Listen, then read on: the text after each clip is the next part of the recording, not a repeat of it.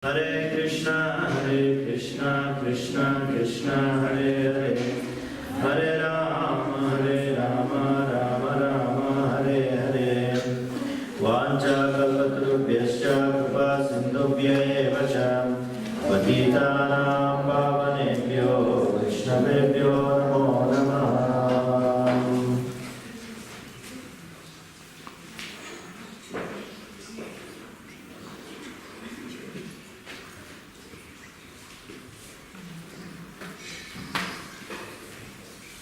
Hare Krishna. So now we are going to discuss 16 upacharas, Shodashapachara. Харе Кришна, сейчас мы начнем обсуждать 16 упачар, Шодашапачара.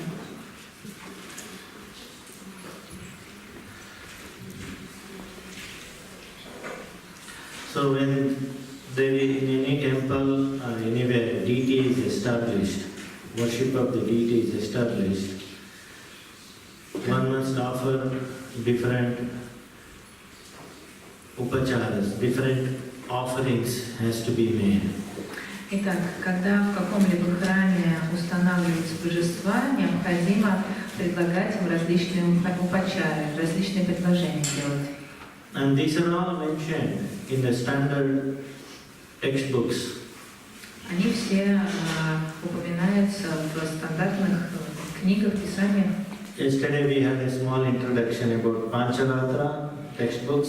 Вчера у нас было небольшое введение в Панчаратру, тексты по поводу Панчаратры. These are all deity worship manuals. То есть это те пособия, которые предназначены для поклонения божествам. These manuals given by Lord Himself. И сам Господь даровал нам эти пособия. He has given what to do, what not to do. Он сам рассказал, что нужно делать, чего не нужно делать. So we go by on the authority of the Shastra, Guru and the Sadhus. We derive our authorship in worshipping, in deity worship. Поэтому, следуя авторитету шастр, гуру и саду, мы начинаем поклонение божествам. Только после их авторизации. So, constitutionally, there exists the Supreme Lord, Krishna. He appears in 5 different forms. Конституционно Господь Кришна появляется в 5 различных формах. They are called Para, Vyuha, Avatara, Para, Vibhava, Vyuha, Avatara and Archana. Так они называются. Shall I go one by one? Para is supreme, Para is super transcendental. Итак, пара означает верховное или супертрансцендентное. He is in the spiritual world, the main form, the original form, Shri Shyama Sundara. Итак, оригинальная форма или изначальная форма — это Шри Шьяма Сундара. That is Para. It is there in the spiritual world. They are there. И называется она пара. Она находится там, в духовном мире. Normally resides in Goloka Vrindavana, the highest Dhamma, Goloka Vrindavana. Обычно находится в Галока-Вриндаване, в самой верховной дхаме. Then comes Vyuha, После чего следует Юха. quadruple expansion. His own expansion as 200 form Vishnu, Vasudeva, Sankarshana, Pradyumna, Aniruddha, which are there same in Dwaraka. И этой экспансии, его собственная экспансия, His own expansion, Vasudeva, Pradyumna, Sankarshana, его собственной экспансии, Васудева, Прадюмна, Санкаршана, Нируда. Then first Then from first Sankarshana comes second quadruple expansion. They are 400 form in Vaikuntha. А потом следуют четырехрукие формы, которые пребывают на Вайкунте, а предыдущие, Праджумна, Нирудда, они пребывают в They are called quadruple expansion. Дварке. Vyuha means, what do you call it in English? Vyuha. Anyway, quadruple expansions. You just take it as quadruple expansions. Quadruple. 4 expansions. Четвертичные, да, четвертичные экспансии. Then we have Vibhava avatars. Далее следует Вибхава аватар. Like Balaram, Как it is Баларам. considered Vibhava. That is his expansion. Тоже First expansion, Balaram. Первая экспансия Господа это Баларам. And even in the rasa dance, what he expanded for 16, that is Vibhava. И также то, что Господь экспансировал себя во время танца расы, это тоже считается Вибхава аватаром. Then there is a avatara, incarnations. Time to time incarnations like Rama, Narasimha, Vamana, different avatars. И также далее следуют аватары, то есть инкарнации, как, например, Рама, Нарасимха, Вамана и так далее. For a common man, for an ordinary soul, ordinary living entity, he cannot approach with this material body any of these 4. Обычный человек в материальной форме, в своем материальном теле не может никак соприкоснуться или как-то подойти к этим формам. So, the only way we can associate with the Lord, if you want to serve the Lord, touch the Lord, all that, it is in the last one, Archa-avatara. Поэтому, если вы хотите служить Богу каким-то образом, то единственный способ — это служить Ему в форме Арча-аватара. That is deity form. То есть в форме Божества. In deity form, you can touch Him, you can feed Him, you can do a lot of service to Him. В форме Божества вы можете служить Ему, касаясь Его тела, предлагая Ему пищу и другими способами. So, you all have this book? No. У вас у всех есть вот этот модуль, It нет? is not printed. Okay, yeah, I understand. So we go by this Shodashapachara. Once you establish the Archa Vigraha, if you remember, I talked about Archa. Archa means shining, effulgent. Archa Vigraha in the deity, in the temple. Then we offer main puja, what is in the morning happens, is called Shodashapachara. Итак, когда вы устанавливаете божество в храме Арча Виграха, то есть божество, храмовое божество, как вы знаете, то первое, что мы утром предлагаем, называется Шодашапачара. So we will just go through what is Shodashapachara, how to offer. One is technique of offering, like Padya, Argya, how to offer. Another is what does it contains, the ingredient. And what is the glory of offering? Итак, мы сегодня обсудим, во-первых, славу, поклонение божествам, как выполнять Шодашапачару, что предлагать, как предлагать. Все это сегодня мы обсудим. The technique you can learn anyway. It is available, you can learn from here and there, the technique of offering. Вы можете разучить технику предложения из разных источников. But the mood in which you offer is the most important. Но самое главное — это настроение, в котором вы совершаете свое служение и предложение. If you know the glory of offering each item, then your interest will increase. Если вы знаете славу предложения каждой отдельной упачары, то тогда ваш интерес к предложению возрастет. It will help you when you go and offer, when you are doing seva, it will help you. This information will help you in serving the deity more nicer. Эта информация поможет вам служить божествам лучшим образом. So for that purpose, Sanatana Goswami has taken so much pain in giving this Haribhakti Vilas. Поэтому именно для этого Санатан Госвами так много энергии вложил в составление Харибхакти Вилас.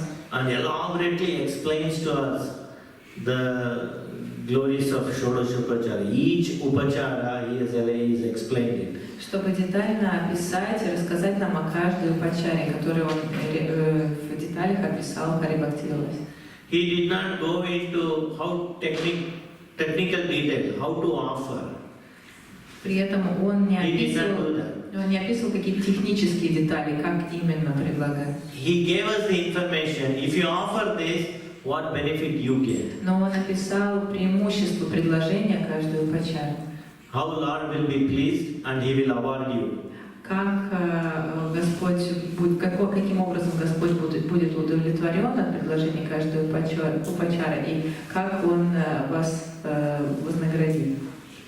So we will go by one. Поэтому мы один за одной каждую упачару сейчас разберем. The first slide, why perform deity worship? Итак, первое, зачем вообще совершать преданное служение, точнее поклонение божествам? Oh, each slide has got a heading, English heading. So I will make out. Yeah, good. That is good for me. It is in English, not in English and in Russian. Oh, that's even more good. Okay. So as you can read. Итак, если вам видно, то вы можете прочитать. Вы можете, вам видно? Read in Russian. Somebody can read. Кто-нибудь может прочитать? Во благо тех, кто желает поклоняться чарующей форме Господа Кришны, кто является настоящим праздником для жителей Гокулы, Господь милостиво проявляет себя в этом мире в форме Божества, чтобы преданные могли поклоняться Ему, касаться Его, омывать Его, одевать Его и предлагать Ему другие виды личностного служения, как мама Ешода и другие жители Гокулы.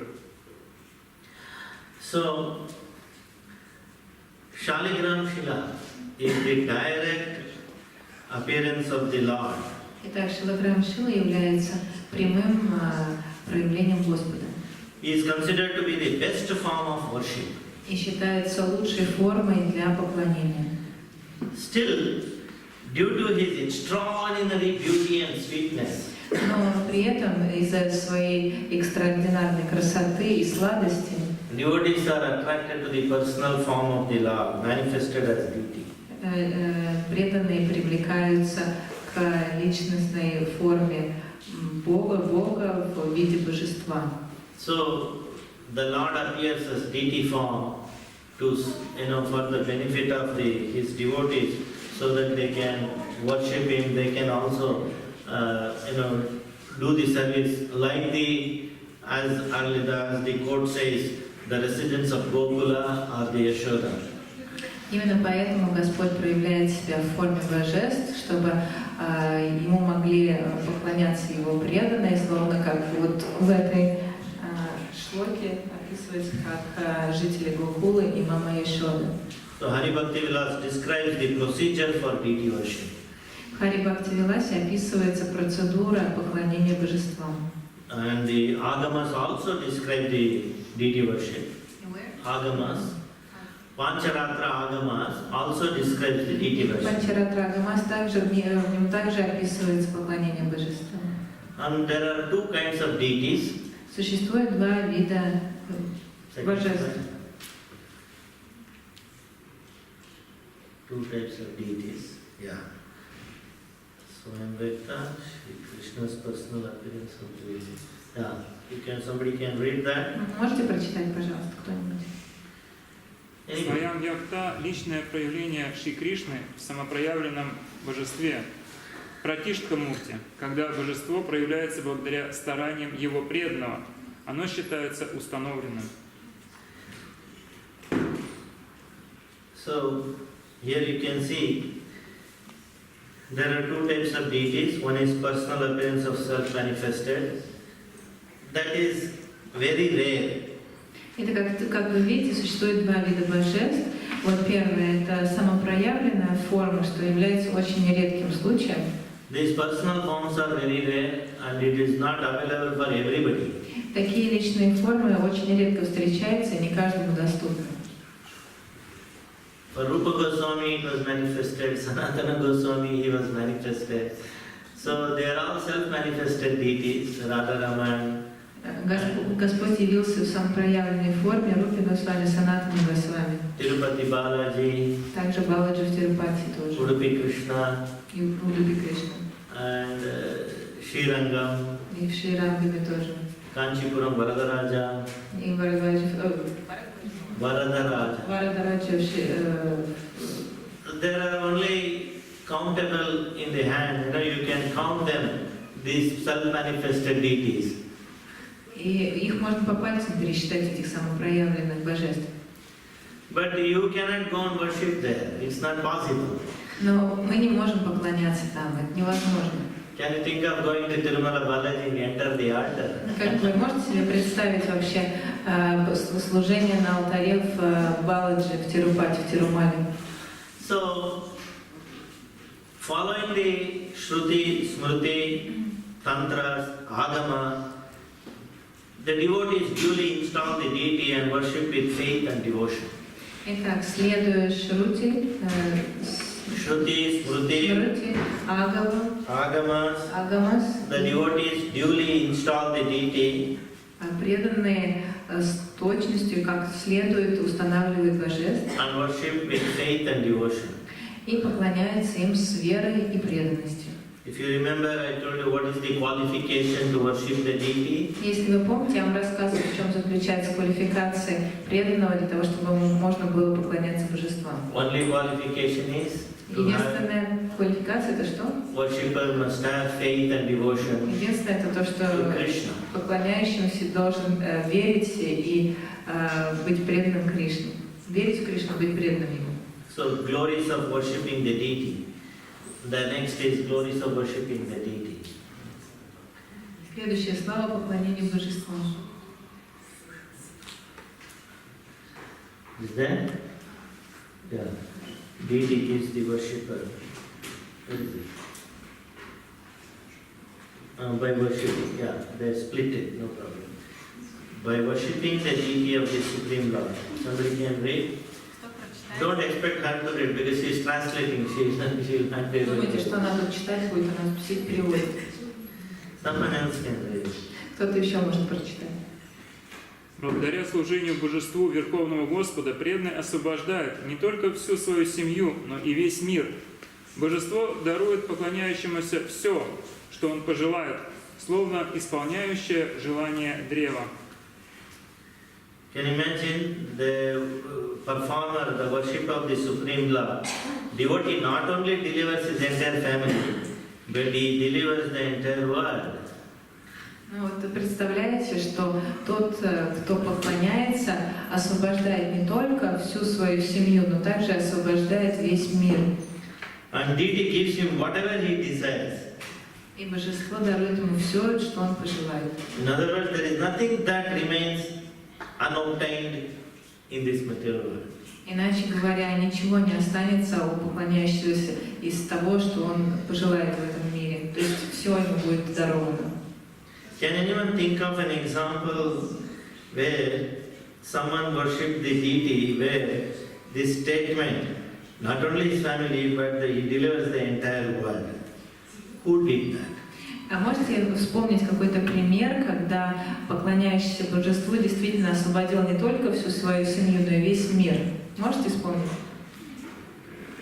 У вас, по-моему, есть ответ. Because one devotee worshipped. Есть один такой преданный. And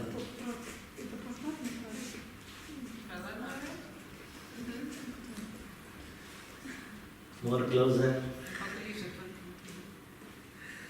Can you think of? Exactly, Advaitacharya. He is called Nada because he made a sound. He made a roaring sound, crying sound, worshipping Shaligram Shila, asking the Lord, please come. So, Chaitanya Mahaprabhu. came. Да. So he delivered the entire world, sitting in one place in Shantigrana, worshipping the Lord, Tulsi with Ganges and Chandana. He offered, and then he asked the deity to manifest his, come out and then deliver this material world. That is the form Shri Chaitanya Mahaprabhu. Да, Адвайтачарья действительно молил Господа настолько сильно, он сделал даже такой звук определенный, который его потом называли Нагой, да, правильно? И он взмолился, чтобы Господь проявил свою форму и освободил весь мир. И он поклонялся Шилиграму Шиле, он омывал его водой из Ганги, предлагал листья туласи и чандану, сандаловую пасту. И таким образом Господь смилостился и явил свою форму, и таким образом появился Шри Чайтанья Махапрабху, который как раз освободил весь мир. So once the deity manifested, we offer different items. One of the items is bathing. Bathe the deities. You can bathe if the deities are stone, metal, made of stone or metal. You can bathe the deity by water mixed with perfume and sandalwood paste. It's not there. Итак, когда уже божество установлено, мы предлагаем ему омовение. И омывать божеств можно, если они в какой-то металлической форме. The water mixed with perfume and sandalwood paste. Можно омывать их ароматной водой, смешанной с каким-то парфюмом или с пастой из сандала. Other deities like clay, wood, painting, chitrapata, painting, can be bathed by chanting the Mula mantra and using pratibimba deity, pratibimba in the mirror. Да, и божества, которые сделаны либо из глины, либо это просто изображение, либо из дерева, их мы омываем посредством воспевания мула-мантры или посредством омовения их отражения в зеркале. Just like on the other day, Snanyatra day we worship Sri Chaitanya Sri Jagannath, Patit Pavan Jagannath, using the mirror. That is the pratibimba. Вот таким образом это называется церемония пратибимба, то есть когда мы омываем отражение божеств в зеркале, точно так же, как во время снана-ятры мы выполняли эту процедуру здесь, когда омывали Шри Джаганнат Баладева Субхадра. So when in ISKCON what happens is generally we install the deity. There is an elaborate pratishtha ceremony, and once we install, that is avahana. We have done avahana. Our Guru Vargas, they have done avahana. So that is given here, avahana, to invite the Lord with devotion, so that he appears to the devotee face to face, so that he can worship. Итак, обычно в храмах, когда мы устанавливаем божества, мы проводим процедуру, которая называется авахана. То есть мы приглашаем божества в эту форму, таким образом, чтобы Господь проявился и предстал перед своими преданными. Эта процедура называется авахана. So there are different items, different stages. After avahana, there are few things. We go by one, we'll study that. И после аваханы также существуют определенные процедуры, каждую из них мы сейчас отдельно обсудим. Then we have sannidhapana. Итак, самстапана, потом the next slide after самстапана. Samstapana. Самстапана это? Sannidhapana. It is that. Samstapana. This is samstapana. Then you click. Sannidhapana. It is there. Итак, следующая санидхапана. And you can read the meaning there. Вы можете прочитать значение здесь, на экране. Although the Sanirodhana is there to ensure the present until the worship is completed. Также здесь есть процедура саниродана, во время которой необходимо удостовериться, что Господь присутствует, пока не окончено поклонение. This is more for a temporary installing deity. Но это касается божеств, которые устанавливаются в храме. After the worship, you send Visarjana is done to the deity. This is what the gopis were doing, Katyayani Rata. They were worshipping and then they were also sending out. But normally in our temple it is permanently installed. There is no Visarjana. So that means that it is mainly performed not in Vaishnava temples? Or not? No. It is performed. It is the individuals who temporarily install the deity and then worship. There, they all this matters. Простите, извините, я неправильно перевела. Это не только для храмов. Это если мы устанавливаем божества на время. Да, то есть если на время божества устанавливаются, когда во время, например, Катьяяни в Рате, да, то тогда, да, мы говорим, что все, эта арчана закончена, все это закончено. Но у нас все божества установлены навечно, можно сказать, поэтому мы этого, в принципе, не проводим. Except one or two items, most other items which you are going to see, they are all applicable even in temple deities. Но помимо каких-то нескольких, может быть, моментов, практически все применяются в храмовом поклонении божествам. Now go for Sakalikarana, the next one. Sakalikarana, you see that? Вот следующее это Сакаликарана, And then Avaguntana, потом Авагунтана, Amrutikarana, Амрутикарана then Paramikarana. и Парамикарана. So, these are the few things which are there in deity worship. You do the avahana, you don't, after permanently installing, you don't do again every day for avahana. You only put some flowers and get the attention of the deity, Esha Pushpanjali. Then it is already installed. So you start worshipping with asana, padya, argya, achmaniya like that. This is, Sanatana Goswami is giving from the beginning, he is just going by step. So this is more applicable for a temporary installation or for, suppose in worshipping the deity, you have to do Shodashapachara, you have to use water. That water, you have to invoke in the conch, there is a jala, chandan, tulsi, you have to invoke the deity mula mantra in that. Using the deity mula mantra, you have to invoke same thing in the water, and that water is spiritualized, so you can use that water for argya, achmaniya, snana, all the things. It's not an ordinary water. Ordinary water you take and then you make it Ganga Jala by chanting the mantra, and then you spiritualize by the Mula mantra, and then there you show certain mudras, and then gone. Yes, I know. You translate. Whatever you don't know, you tell me, I will repeat it. Итак, вот как эти процедуры, это не то, что нам необходимо выполнять их все постоянно. Например, как первые процедуры установки божеств, то есть мы установили божества, и все, с следующего дня мы уже начинаем поклоняться, и мы предлагаем им листья туласи и цветы, то есть мы просто уже начинаем поклонение. Нам не нужно каждый день заново просить Господа проявиться в этой форме, приглашать его в эту форму. Мы уже его пригласили и уже начинаем ему поклоняться в этой форме.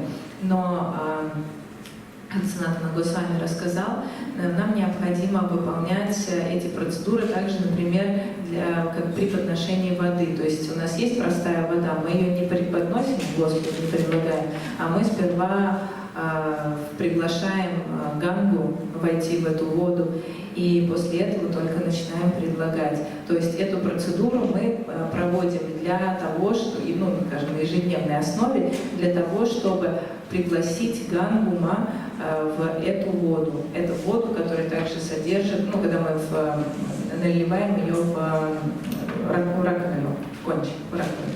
И эта вода также содержит листья туласи, чандана и And then the Lord in the conch. Сам Господь. Да, и мула-мантра, вот, третье. Это Да. самое главное. Да, мула-мантра, да, спасибо. И да, третье, думаю, что это. Мула-мантра, да, самое главное, то, что мы читаем. Да, таким образом мы приглашаем Гангаму вот не спуститься в этот конч. В эту раковину. Not bad, she translated all that what he said. Неплохо она все вроде перевела. I'm going by seconds, how many seconds I spoke, and if she has spoken same number of seconds, that means she has translated all that. Я буду по секундам замерять, если то же количество секунд, значит она все перевела. There was, in Hyderabad, Prabhupada was giving one lecture, and they invited one, supposed to be some guy, he was translating Prabhupada's lecture, and in Telugu, in the local language was Telugu. Один раз Шрила Прабхупада давал лекцию в Хайдарабаде и пригласили переводчика, который должен был переводить его лекцию на телугу. Телугу — это местный диалект, местный язык. That guy is too much. He is adding so many things and telling what Prabhupada has not said. Но этот переводчик все время добавлял что-то еще, что Прабхупада не говорил. Anyway, even the Telugu Bhagavad Gita, Bhagavatam, which somebody translated long back, and it contains all Mayavada and so many things. And recently it is all re-edited, retranslated by the devotees who knows good Telugu. They have translated and reprinted. Но на самом деле, ладно, не важно. Вот важно то, что Бхагавад-гиту, которую перевели на телугу когда-то еще там давным-давно, она настолько была не аутентичной, то есть там и Майявада какая-то философия была, еще чего-то, там очень много всего было, в общем, только недавно ее наконец переиздали. Anyway, so we go by next, after establishing, we start the Shodashapachara. It is said that one can easily become freed from all kinds of sinful reactions by offering, it is not there, offering an asana, arghya, padya, achemaniya to the Lord of Lords. Итак, после того, как мы установили божество, говорится, что путем служения, путем поклонения, точнее, благодаря поклонению божествам, тот, кто поклоняется, освобождается от всех греховных последствий, от всех греховных реакций. То есть путем осуществления падни, арчаны и так далее. So the glories of offering an asana. Итак, слава подношению асаны. Asanam pradhanena sthanam sarvata vindati Vishnu Dharmottara. Reading, one becomes qualified to attain shelter wherever he goes. Итак, предлагающий получает право получить прибежище, где бы он ни был, куда бы он ни шел. So, by offering asana to the deity, one gets qualified, and if he is doing every day, suppose sometimes he is traveling some unknown place or somewhere, but somehow he gets the opportunity to, he gets the shelter wherever he goes. Итак, если преданный ежедневно предлагает асану божествам, то куда бы он ни поехал, ну, предположим, в какое-то незнакомое место, всегда ему найдется прибежище в этом месте. Glories of offering Padya, Achemaniya, Madhuparta, Punarachemaniya. Now, okay.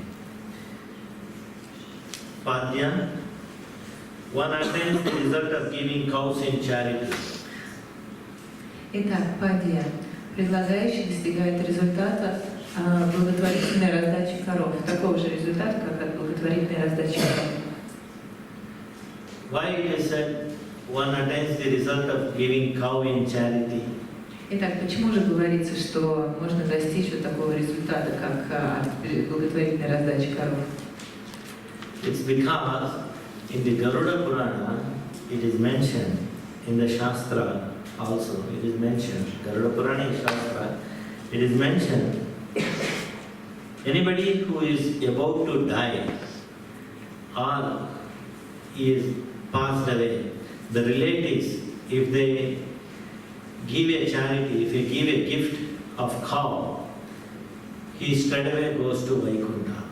Потому что в Гаруда-Пуране, а Гаруда-Пурана является тоже Пураном, и тоже в Священном Писании говорится, что если человек находится уже на границе смерти, можно сказать, или только что скончался, то если его родственники, например, благотворительно подарят кому-то, не кому-то, а в принципе раздадут коров или колесницы, то тогда этот человек попадет сразу на Вайкунтху.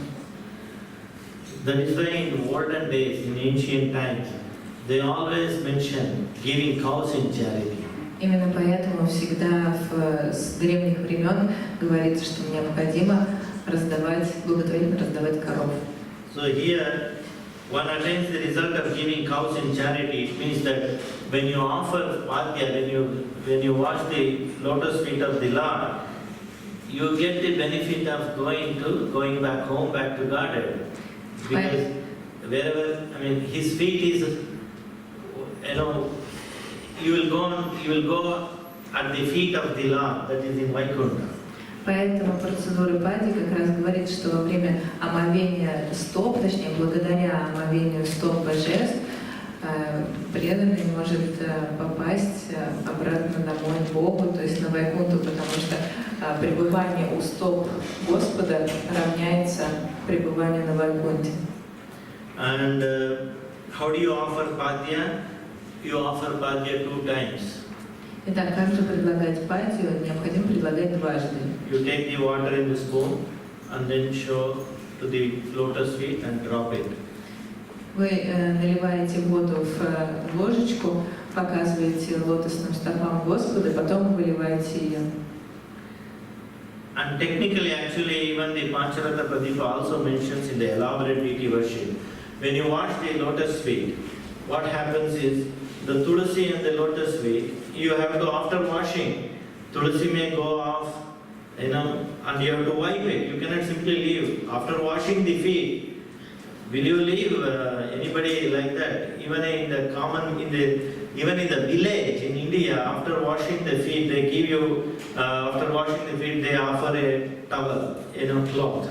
И, конечно, в Панчаратре тоже описывается, там уже даже более детально описывается, что когда вы омываете стопы, конечно, на них еще вы кладете тулуси, листочки тулуси вместе с омовением, возможно, они могут быть, может быть, вы смоете эти листочки тулуси, но и также необходимо всегда вытирать насухо стопы Господа, потому что это очевидно, точно так же, как и в обычном мире, как, например, сейчас до сих пор в деревнях в Индии, когда гостю омывают стопы, конечно, всегда предлагают ему тоже и полотенце, чтобы насухо вытереть стопы.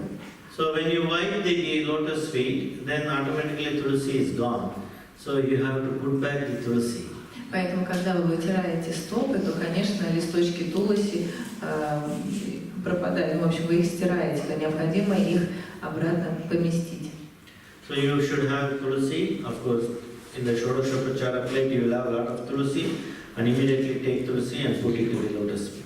Поэтому, согласно Шодашапачаре, необходимо всегда иметь при себе побольше туласи, и когда вы случайно смахиваете или стираете листочек туласи, то необходимо сразу положить его обратно. If it is a guru's photo or image, guru's photo or deity, like Prabhupada deity, or if it is Radharani, after washing you wipe the deity with a cloth and you offer rose petal or any other flower. Если это божество Радхарани, например, или если это мурти Шилы Прабхупады, то после омовения стоп необходимо предложить лотосным стопам лепестки роз, например, или другого цветка. And there are mantra, when you offer upachara, there is a mantra one can chant if you want. That is there also, upachara mantras. You can find it in Pancharatra Pradipa. Существует особая upachara мантра, которую вы можете найти в Панчаратре. And there is also Purusha Sukta, which you all are aware of it. Purusha Sukta. Также существует Пуруша Сукта, который вы все знаете. Purusha Sukta also you can use and offer all the upacharas. Также можно использовать Пуруша Сукту и предлагать все upachara. And next we offer is Arghya. Следующая аргия. Arghya we offer, it contains In a conch shell, normally it is offered in a conch shell. There is a water with sesame, barley, rice powder, and white mustard seed, and durva grass, tips of durva, tips of kusha, chandana, lotus, tulasi. Обычно в раковину кладут во время арги, в раковину кладут семена кунжута, рис. Rice powder. Сейчас я буду, подождите, я пыталась систематически запомнить. Итак, семена кунжута, ячмень, рис, белую, рисовую муку, спасибо, рисовую муку, ячмень, белую горчицу, листья травы, kusha grass, you said? Yeah, kusha grass, the tips of the kusha grass. Молодые, или, скажем, окончание травы куша, да? Tulasi, chandana, lotus. Тулси, чандана, то есть сандал, и лотос. Lotus leaf, lotus petal. Лепестки лотоса. These are the 8 ingredients you offer, show it to the head and all over the body, and then do the visarjana. Итак, вот эти 8 ингредиентов вы сперва показываете Господу, в голове Господа, потом уже проводите полную церемонию всему телу. This agya is offered as a token of respect. Эту аргию предлагают как элемент уважения. It is offered as a respectful reception. Или как уважительный прием Господа. To a very important guest or a person. Или как уважительный прием какого-то очень важного гостя или какой-то личности. And the mantra, the meaning says, I offer you this argya for my liberation. No, it's not there. Итак, мантра означает, что я предлагаю тебе эту аргию как для того, чтобы освободить себя. I offer you this argya for my liberation from these three material miseries. Чтобы освободить себя от 3 видов материального страдания.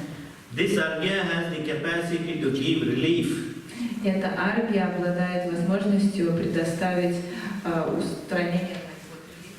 I will tell you. From 3 miseries, as it is full of transcendental bliss. Точнее, смягчение 3 видов страданий, так как обладает трансцендентным блаженством. Tapatrayaharam divyam paramanandavardhanam tapatraya vimokshaya tavargyam kalpayamyaham. This is the mantra. What is this tapatraya? Итак, вот так звучит эта мантра. Что же такое тапатрея? In India, everybody knows. They keep using tapatraya. Все в Индии знают и все говорят тапатрея. It is a common word in India. Это очень такое простое слово, широко употребимое в Индии. Even villagers say, "Oh, tapatraya." Даже в деревнях говорят «О, тапатрея». Tapatraya. Tapa means hard. Тапа означает твердый или сложный, а трея означает 3. These 3 types of miseries. То есть это 3 типа страданий. Which are 3 types of miseries? Какие 3 типа страданий вы знаете? You all studied in proper books. Все вы знаете это из книг Шрилы Прабхупады.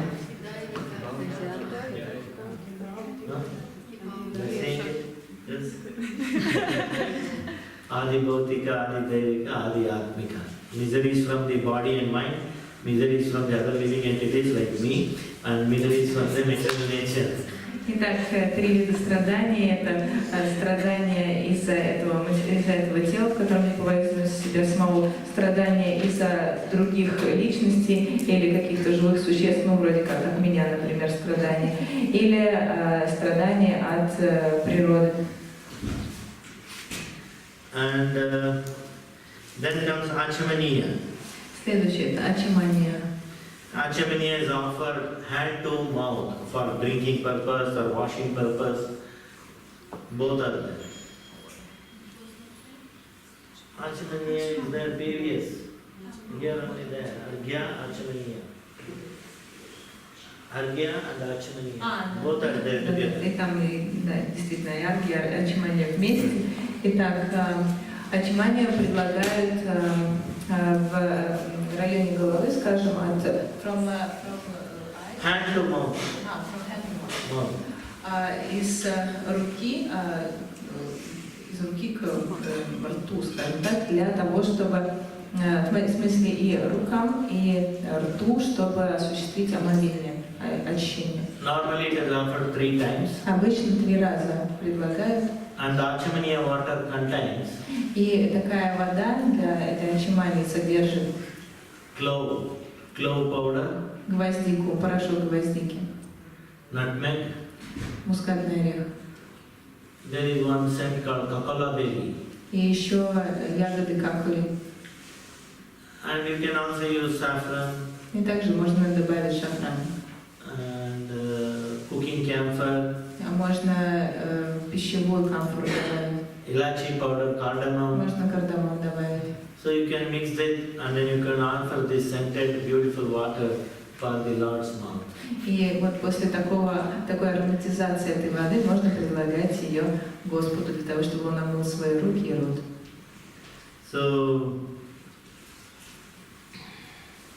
when you offer, and the benefit you get is offering Achamana, which purifies what is already pure.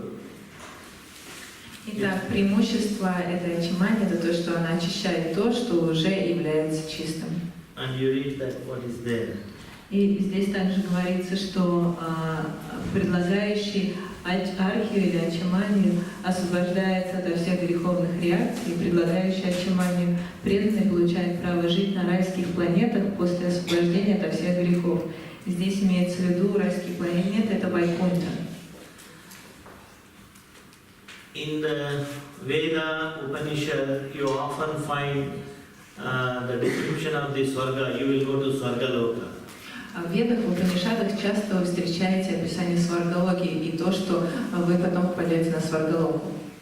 This Swargaloka, it is not normal heavenly planets. Но это сваргалока, это необычные райские планеты. Where it is said that, here you see the context. It says that after becoming free from all sins, one goes to eligible to live in heavenly planet, which means that he goes to permanently heavenly planet, that is Swarga, that is Vaikunta. То есть здесь говорится о том, что после освобождения от всех грехов преданный получает возможность попасть на райские планеты. И здесь имеется в виду, что он навечно может туда попасть, то есть навечно на Вайкунту попасть. Then we offer after asana, swagata, then you offer padya, argya, achamaniya. Then you offer something for him to nourish, drink, that is madhuparka. И следующий элемент Шодашапачара — это мадхупарка. То есть после того, как вы уже предложили аргьячаманию, все предыдущие элементы, вы предлагаете Господу что-то поесть. So madhuparka contains honey. Мадхупарка включает мед, and yogurt, ghee, on a ratio of 1:4:4. 1 part of honey and 1/4 part of honey you take yogurt, and 1/4 part of yogurt you take ghee. В последовательности по четверти от каждого предыдущего ингредиента, то есть одна часть йогурта, потом четверть этой части йогурта, одна часть меда, потом четверть этой части йогурт, потом четверть этой четверти ghee. Да, таким образом. You can also mix seasonal sweet fruit. Или также можно предложить pieces. Также можно предложить нарезанные на кусочки сезонные фрукты, сладкие сезонные фрукты. And madhuparkasya danena param pada padamihashnate If you offer Madhuparka, one attains the highest destination in this very life and thereafter he lives in that. И предлагающий Мадхупарку достигает наивысшего назначения уже в этой жизни и после нее. And it is said here, the mantra, when the Upachara mantra says, the whole Madhuparka, I offer this Madhuparka which is perfect and pure. И здесь мантра этой Упачары, в ней говорится, что я предлагаю эту Мадхупарку, которая является чистой, For destroying all impurities. для устранения всех нечистот. Then after Madhuparka, after he drinks, you have to offer again Punarachamaniya. Again, water to wash his mouth. После того, как Господь принял эту Мадхупарку, необходимо снова предложить ему Пунарачамани, то есть снова воду для омовения рта. So the benefit of offering Punarachamaniya is you remain aloof from the contamination of sinful activities. А преимущество предложения Пунарачамани – это отдаление от осквернения греховной деятельности. It said the mantra says, Punarachamaniya mantra, by remembrance of whom even an unclean person can attain purity. Мантра этой Упачары это означает, что By remembrance of whom even an unclean person can attain purity. Путем памятования Yes. Путем памятования Господа даже нечистый человек становится чистым. Then after offering Punarachamaniya, then you offer sandal oil for massaging the deity form. После этого вы предлагаете Господу массажное масло с сандалом для того, чтобы помассировать его тело.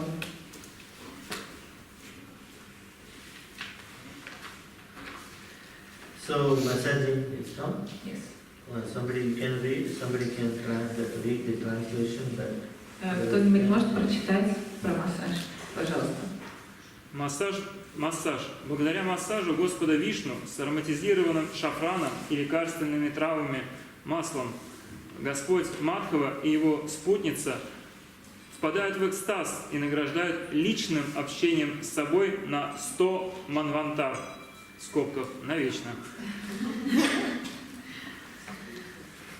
So, when you massage the deity, anybody, if you are tired or if somebody massages it gives a lot of relaxation. Конечно, вы знаете, что когда вы массируете Господа, и в принципе, когда вы массируете кого-то, например, кто устал, конечно, этот человек получает удовольствие, расслабляется. Even ordinary people like us like massaging. Даже обычные люди любят массаж.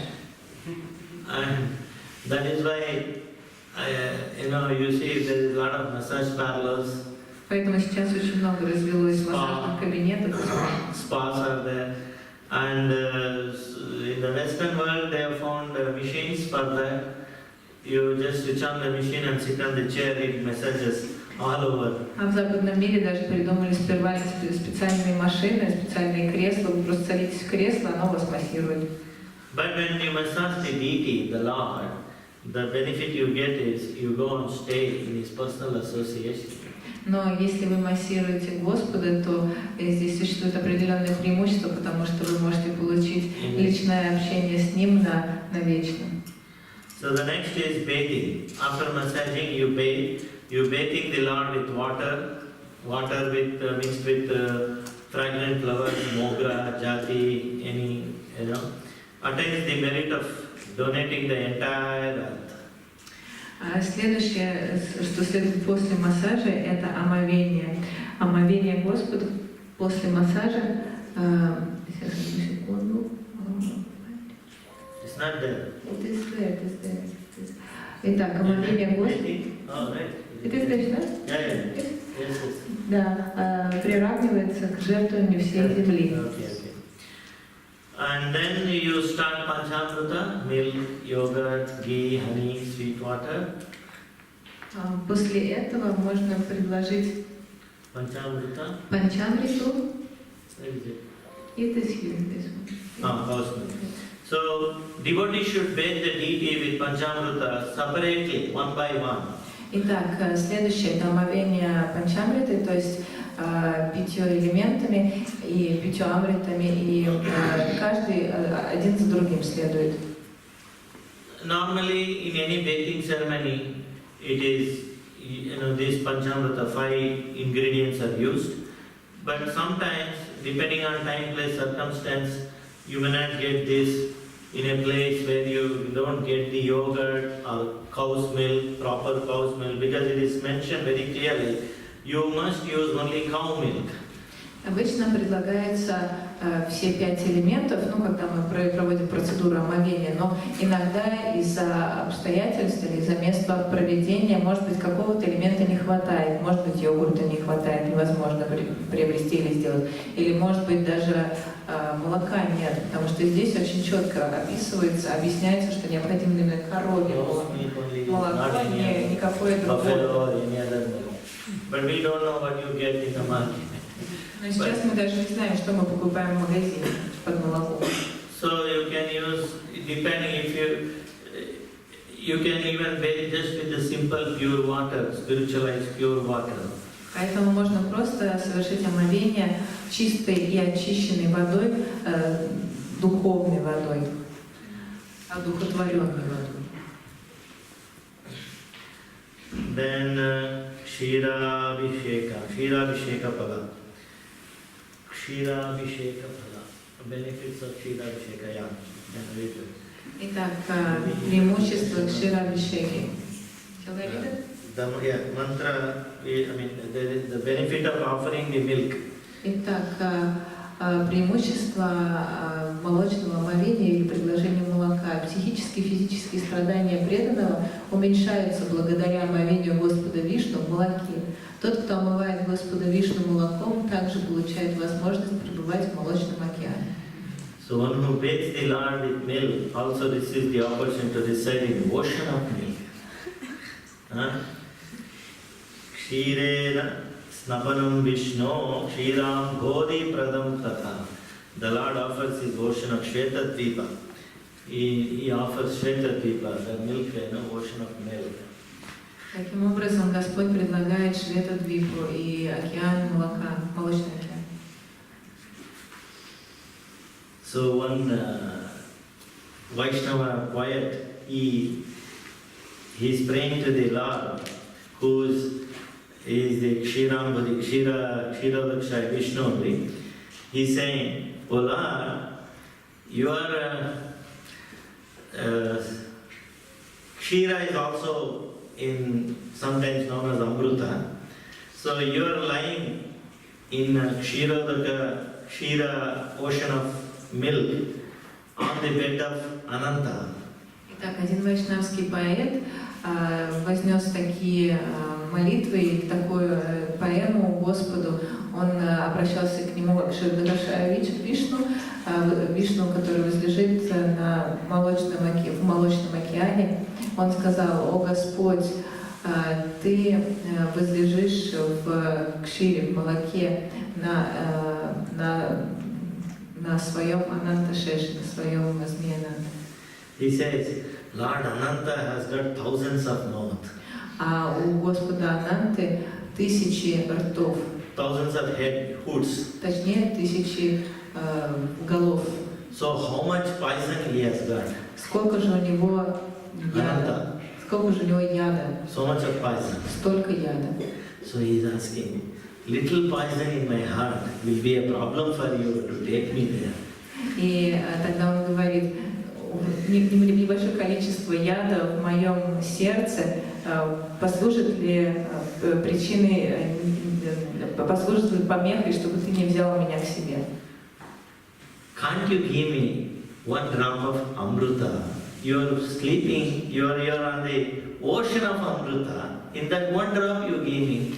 А кшира также называется, кшира, то есть молоко, также зовется амрутой, то есть нектаром. И он говорит: ты возлежишь в этом океане амриты, в нектарном океане, и, пожалуйста, дай мне всего лишь каплю этого океана, каплю этой кширы. So it is said, free from all types of sinful reactions. It's not there. You just translate. Free from all types of sinful reactions.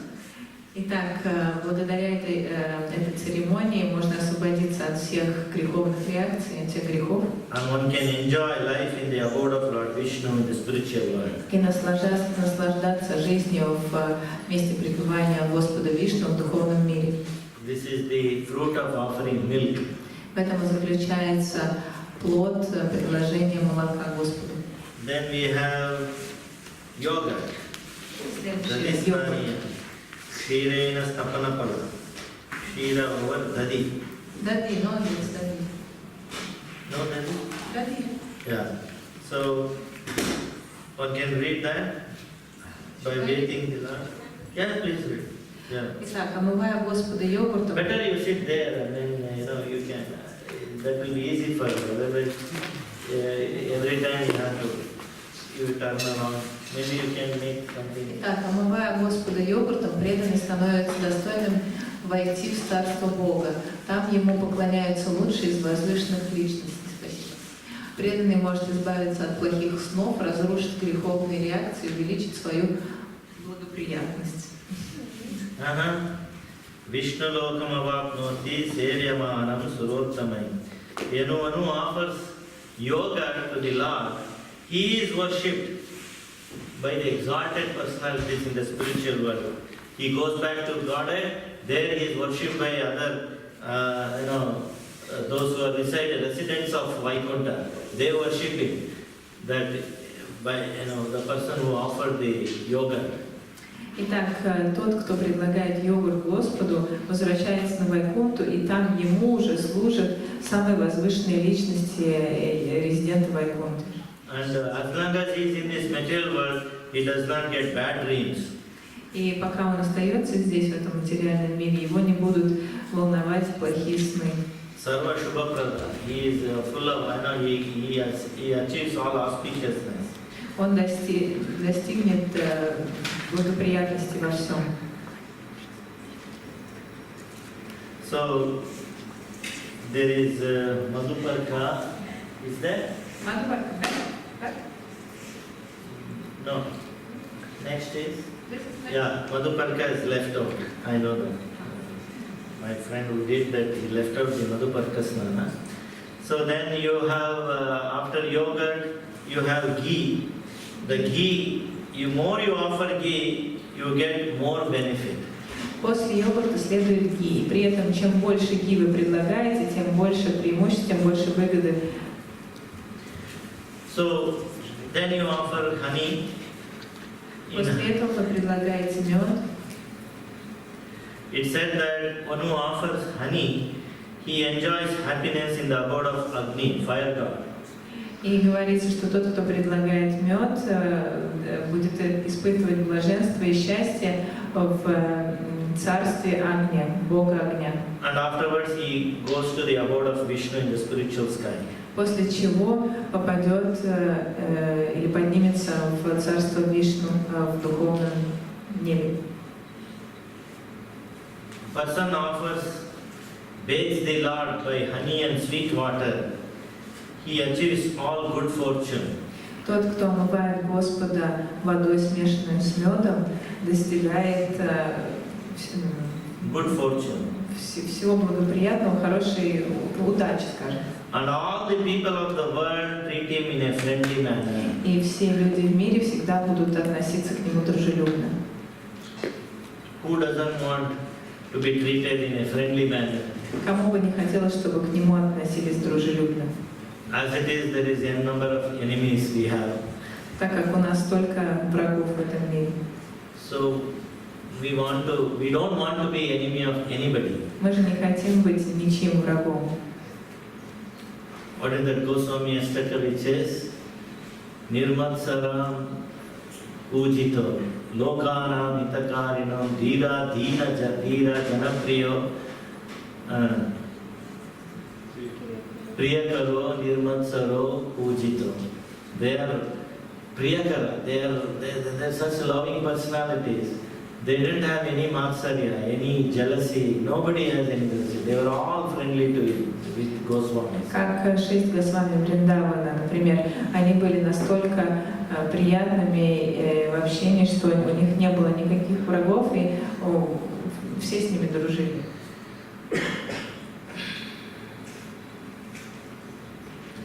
So here is something,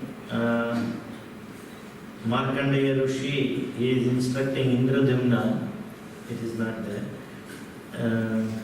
which is very interesting. I will just read out. Маркандея Риши наставлял Индрадюмну, я сейчас прочту несколько наставлений. One who performs Abhisheka to Lord Vishnu by pouring milk. Тот, кто проводит абхишеку путем омовения молоком, attains merits of performing horse sacrifice with each drop of milk. с каждой каплей молока достигает тех же результатов, что и от жертвоприношения коня. Bathing the Lord with yogurt, Омовение Господа йогуртом, one gets 10 times the merit of milk. омывая Господа йогуртом, преданный получает результаты в 10 раз больше, чем от омовения молоком. Bathing the Lord with ghee, Совершая омовение с ги, one gets 10 times the merit of yogurt. преданный получает результаты в 10 раз больше, чем от омовения йогуртом. And bathing the Lord with honey, one gets 10 times the merit of ghee. И омывая Господа медом, преданный получает в 10 раз больше результатов, чем от омовения ги. Bathing the Lord with sugar water, one gets the 10 times the merit of honey. И, соответственно, также в 10 раз больше преимущества преданный получает путем омовения Господа сладкой водой. Bathing the Lord with water with sugandha dravya, fragrant material, and chandana, and the sandal paste, one gets 10 times the merit of sugar water. И омывая Господа водой с суганда дравьей и чанданой, преданный получает в 10 раз больше преимуществ, чем от омовения сладкой водой. Water mixed with kusha grass gives the 10 times the merit of water with sugandha dravya and chandana. Previous. А вода с травой куша, омовение травой, в смысле омовение водой с травой куша дает больше, в 10 раз больше результатов, чем от омовения водой с суганда драви и чанданы. This is something interesting. Next. Следующее это что-то особенно интересное. Grape juice or mango juice gives the merit equal to the performance of 100 horse sacrifice. Омовение виноградным или манговым соком дает возможность получить результат или преимущество как от 100, как от 100 жертвоприношений коня. Water from the holy places. Вода из святых мест Awards the worshipper similar result. также награждает поклоняющихся похожим результатом. So next we have cleansing the deity, benefit of brushing and cleansing the deity. Yeah, you can read that. Следующее это преимущество очищения или очищение щеткой, или просто очищение. Для достижения высшего совершенства жизни преданному следует очищать мое тело порошками из урагдала или риса, смешанных с сандаловым порошком и цветочными лепестками. So cleansing the Lord, whatever the grease, something which is there, you cleanse with this powder to remove the dirt from joints and grease of the deity. One should use vetiver root brush. Vetiver is lamancha. Итак, Khas. You know that? Итак, очищать Господа нужно очищать от какого-то чего-то жирного, что, может быть, остается на его теле, или от каких-то загрязнений, хорошенько очищать его с помощью этих порошков, особенно прочищать суставы и необходимо. Not powder, brush. You make a brush out of vetiver root and use that. Then Щеточку можно сделать из корня ветивера. Ветивера, да? И этой щеточкой можно очищать также тело божества. using vetiver brush, one's sins are destroyed. Когда вы используете для очищения щеточку из ветивера, то вы также лишаетесь греховных последствий. If you use cow's tail, you can also use cow's tail brush. The cow tail, you just cut it and then they make a brush. The end of the tail of the cow tail. Также можно использовать щеточку, сделанную из кончика хвоста коровы. То есть отрезать кончик хвоста и связать его, и таким образом получить щеточку. So if you use cow's tail, one becomes free from influence of threefold miseries. И если использовать такую щеточку, то преданный может освободиться от 3 видов страданий. And if you use yak tail, если использовать щеточку из хвоста яка, one becomes wealthy. Преданный станет богатым. Yak tail is chaman. Наши чамары также сделаны из хвостов яка. You can make a brush out of the chamar and then use that for the. Можно даже просто из кусочка чамары сделать щеточку и очищать божество этой щеточкой. You become very wealthy. Тогда вы станете богатым. You can donate to Sadhu Priya and you'll be very happy. Можете поделиться своим богатством Саду Прия, он будет счастлив. You can build nice temples for God. Можно тогда красивейший, прекрасный храм построить. This is all said in Varaha Purana. Varaha Purana. That is from Varaha. Yeah. Это все упоминается в Вараха-Пуране. And there is one small information from Varaha Purana again. И также здесь есть еще небольшое дополнение из Вараха-Пурана. Normally, if there is a bathing ceremony, if it is a next day bathing ceremony, we collect a lot of waters. Water is needed. If it is a big bathing ceremony like we had for the Brahmosava, there is a lot of water. But this water should not be collected on the previous night. It should not be Collected previous night. Okay, so it should be fresh, right? It should be fresh. Итак, для церемонии омовения мы используем много воды, особенно если у нас большие церемонии омовения, как, например, во время Дня явления Божеств, как вот у нас была недавно Брахмоцева. Но ни в коем случае нельзя использовать воду, которая была собрана заранее, в предыдущий день. То есть необходимо использовать свежую воду. Especially collecting water at night should be avoided for Abhishek of the Vishnu. Особенно не следует использовать воду, которая была собрана ночью или вечером за день до Абхишеки. Why? Because it enters the body of Varuna. At night, all the waters enters the body of Varuna. Потому что ночью или вечером все воды входят в тело Варуны. Вот, я помню, когда мы устанавливали только, у нас прямо раз прабху ставил горшки с водой под луну, под лунный свет.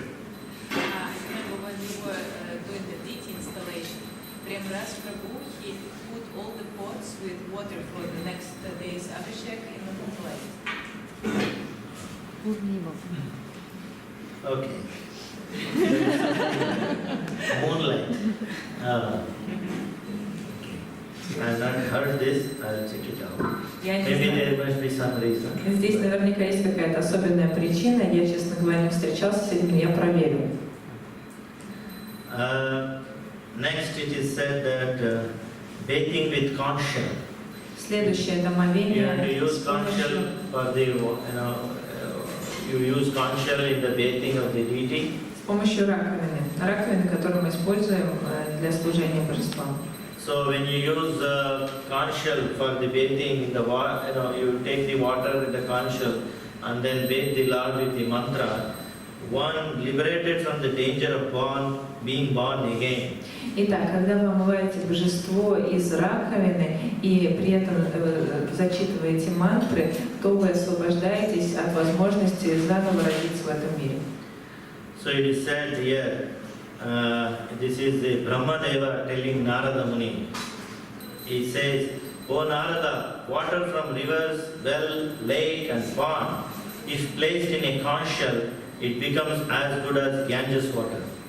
Так Брахма Дева говорил Нарада Муни, что воды реки, прудовая вода, озерная вода или ручейковая вода, любая вода, которую наливают в раковину, становится идентичной воде из Ганги. By the order of the Supreme Lord, all holy places on the earth are present within a conscience. По поручению Верховной Личности Бога все All the holy places on the earth are present within the conscience. Все святые места земли находятся в этой раковине. So it is said that one should worship the conscience every day. Поэтому и говорится, что необходимо поклоняться раковине ежедневно. Panchajanya. Next, what do we have? Benefit of Shankarya.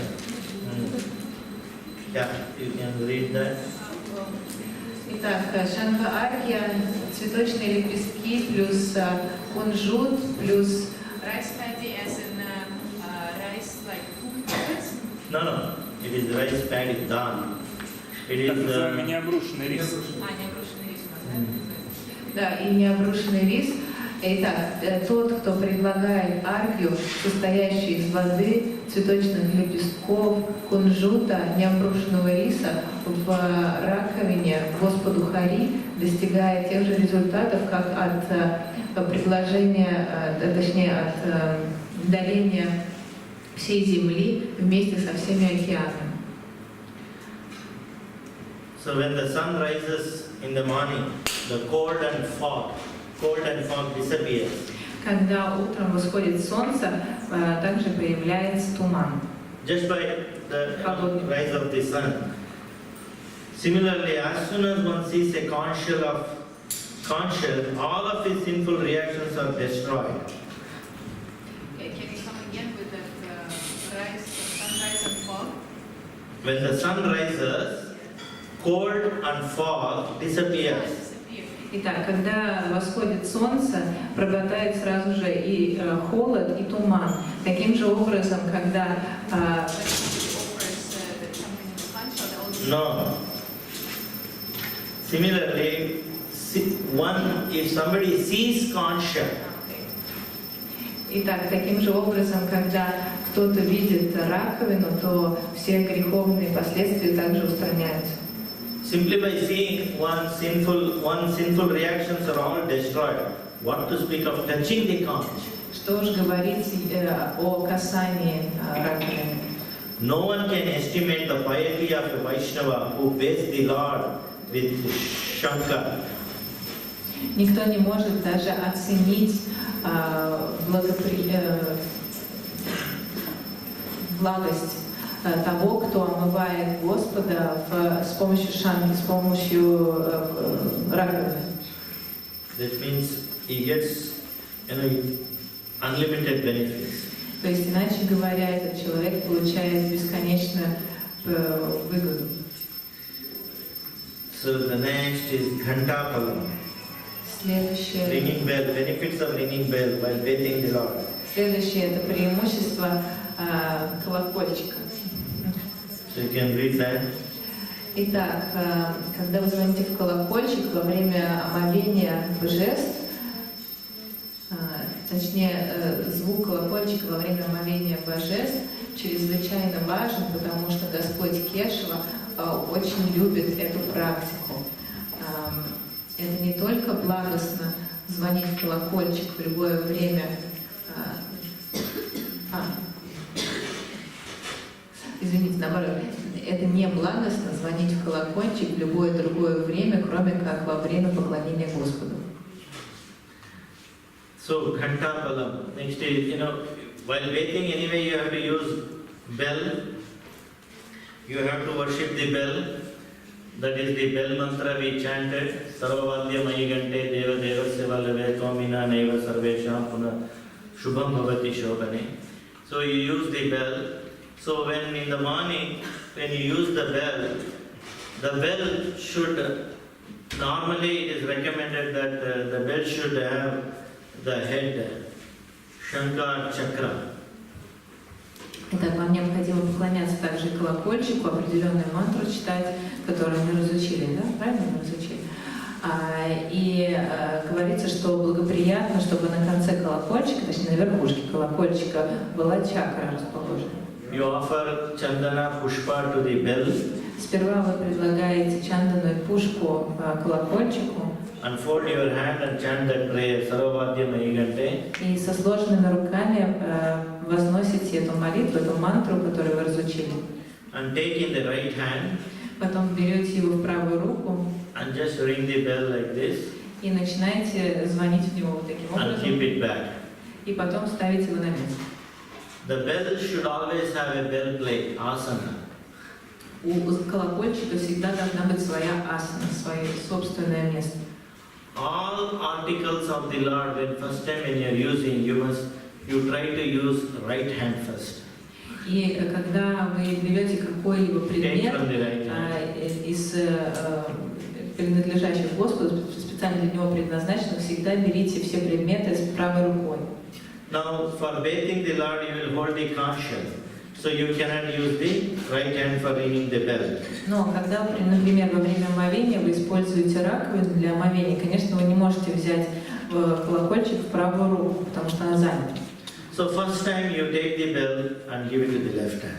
Поэтому сперва возьмите колокольчик правой рукой и передайте его левой руке. Then onwards, left, you can use the left hand. А потом после этого уже можно использовать левую руку. So it is said that know for certain that wherever there is bell with my name inscribed, kept for my worship, I personally remain there. Говорится также, что везде... Wherever the bell is ranked in my glory, I remain there. No. Sorry. Wherever there is a bell, my name is inscribed on that, there I remain. Итак, где бы ни был колокольчик, на котором написано мое имя, выгравировано мое имя, я пребываю там, как говорит Господь. It said that I live in the heart of a person who rings a bell that bears the symbol of Garuda or Chakra. Также говорится, что я пребываю в сердце каждого, кто звонит в колокольчик, на верхушке которого расположен либо Гаруда, либо Чакра. While worshipping me, one who rings the bell, I become pleased, so I give him a place in my eternal abode. Если во время поклонения мне преданный использует колокольчик, мне это очень нравится, и я вознаграждаю его местом в своем вечном царстве. One can be relieved of the fear of birth and death if he rings a bell that is decorated with the symbol of Garuda or Chakra. Relief of death, right? Relief of birth and death. Fear of birth and death. Также преданный, который звонит в колокольчик, на конце которого изображены либо Гаруда, либо Чакра, освобождается от рождения и смерти и от страха рождения и смерти. A bell which contains Garuda Chakra, the Garuda Chakra you have to worship. They supposed to have established the 3 words within the bell. 3 words? Within the bell. They established the 3 words within the bell, Garuda Chakra. Итак, тот, кто использует колокольчик с Гарудой или чакрой, должен поклоняться этому колокольчику, так как уже божество в нем находится. И также эти Гаруда или чакра устанавливают 3 мира внутри этого колокольчика. Sometimes we are, in my house, I am somehow practicing, but my elders are there, they are not practicing, or my wife is not practicing, or husband is not practicing, something like this we hear. And what is the hope for them? Итак, иногда те люди, кто совершают поклонение божествам дома, сталкиваются с такими проблемами, как, например, я практикую, я поклоняюсь, но там мои родители или мои братья или мои родственники не поклоняются, не практикуют, или мой муж или жена не практикуют, что же тогда делать? So it is said here, one who hears the sound of the bell at the time of death. So how to help them? You mean how to, what to do No, it is a Ajna, they won't perform anything. But there is a devotee in the house. He is performing everything. So it is said that one who hears the sound of a bell at the time of death, even if he is most sinful person, still he cannot be approached by Yamadutas. Итак, если человек, умирающий человек услышит звук колокольчика, даже если это самый греховный человек, то все равно Ямадуты его не коснутся. Ringing a bell with Goura-Chakra drives away all types of faults or inauspiciousness. Звук колокольчика с Гарудой или с чакрой устраняет какие-либо неблагоприятные вещи. In case, because of the place, sometime you may not get the bell with Goura-Chakra, one should use ordinary bell. И иногда, конечно, не получается достать колокольчик с Гарудой или с чакрой, но тогда можно использовать обычный колокольчик. It is said that one is relieved from the fear of snakes, fire and lightning if he has a bell with Garuda in his house. Говорится также, что тот, у кого дома есть колокольчик с Гарудой, не будет испытывать страха по отношению к змеям, пожарам и молниям и грозам. Last one. И последнее. With this I close today's class. И последнее на сегодня.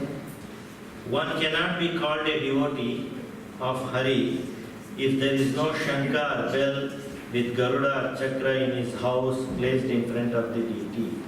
И также человек не может считаться преданным Господу Хари, если в его доме нет раковины и нет колокольчика с Гарудой или с чакрой. There is so much benefit you see even when you are worshipping the deity. You cannot remain, if somebody worships every day and the benefit you get is, yesterday I was reading, Prabhupada says that anybody who worships the deity in the temple, after his death, he directly goes back to Krishna and associates with him. Как вы видите, существует множество преимуществ поклонения божествам, и особенно поклонение божествам в храме. Шрила Прабхупада говорил, что тот, кто поклоняется божествам в храме, сразу после смерти отправляется назад домой к Богу. So, there is, in deity worship, the benefit you get is so much. Every step, it is offering you both material and spiritual benefit. Поэтому в поклонении божествам, на каждой стадии поклонения божествам вы получаете те или иные духовные преимущества. Of course, devotees worship the deity with no any expectation. He just offers the service. So the Lord becomes confused. He becomes worried. What can I offer him? Конечно, преданные поклоняются божествам без каких-либо ожиданий, они просто поклоняются,